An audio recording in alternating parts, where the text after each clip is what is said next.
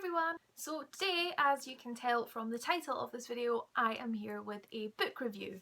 I was sent a copy of The Dolocher by Caroline Barry from Black and White Publishing. So this is a crime fiction novel for adults, is where it's targeted at, set in Georgian Dublin. The Dolocher is essentially this creature or spirit or demon or person, nobody knows, who is kind of like Georgian Dublin's version of Jack the Ripper. For the first part of the book, it follows Merriman O'Grady, who is an apothecary. She runs an apothecary shop, and she mixes herbs and things together. Like, she's basically a doctor, but in old days where they didn't have medicine. She ends up taking in a lodger, Solomon Fish, who is a broadsheet writer, and that's essentially him writing news articles and things to sell for like a penny in the marketplace. The big story that Solomon ends up writing about is the Dolocher, who was a man called Dolocher, who they believe killed himself the night before he was due to be executed, but he then comes back from the dead with the head of a pig and starts killing people, and obviously everyone's terrified, no one knows what to do, people are getting killed, people are seeing the spirit, and it's just kind of how Solomon tries to figure out what's going on, and there's other little things that happen. I've read 2 children's crime fiction novels recently and 1 teen crime novel, but I have never read an adult crime novel.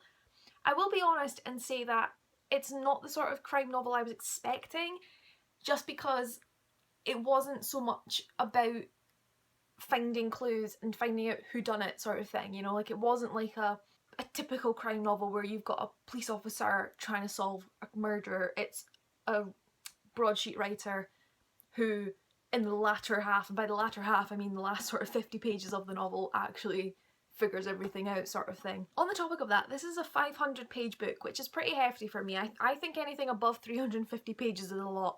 And I do think that a lot of this book, they could have got rid of at least 100 pages and it still would have been okay. I just felt like it kind of dragged out a little bit, and I wanted it to focus more on the Dolocher and who the Dolocher was, or what the Dolocher was, and finding that out and solving it.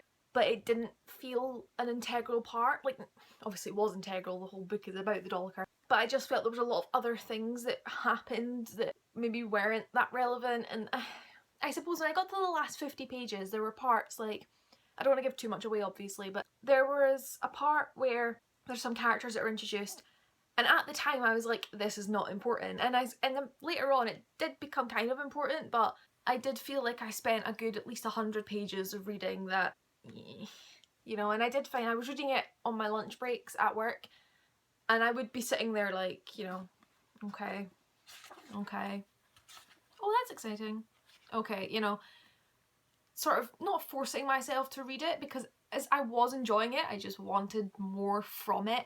However, it has shown me that people on covers doesn't always have to be bad, because I have a thing. I don't like people on covers, I don't like faces. Some work, Dimily works, that's maybe just because it's Dimily. And this works because you don't see your face. But I do feel like this gives you a proper feel for the time period and the setting, and that is one thing I love. I've been quite into my historical fiction lately, and this properly sort of dragged me into, I think Georgian times were like the 1800s, I don't know, I really don't know my time periods at all, but I felt like I was back in some 100, 200 year ago time, and well, it would be 200 years ago at least.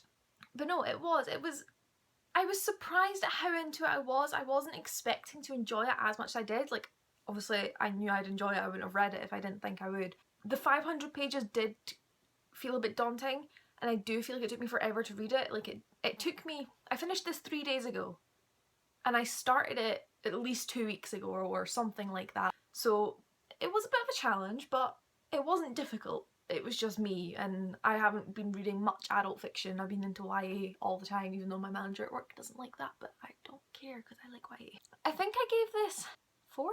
3? I can't remember how many stars I gave on Goodreads.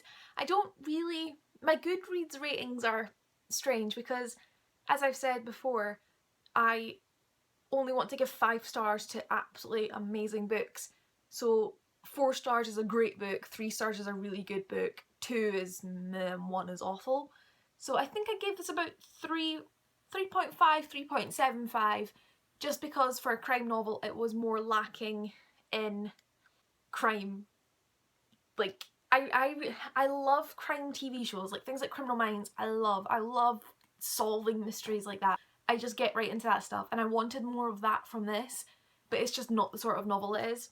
I feel that this should actually be in the fiction section, because it's more like a mystery, it's not crime as such. So, you know, like at my shop, people who come looking for crime want things like the John Rebus and is it Ian Banks, DCI Banks?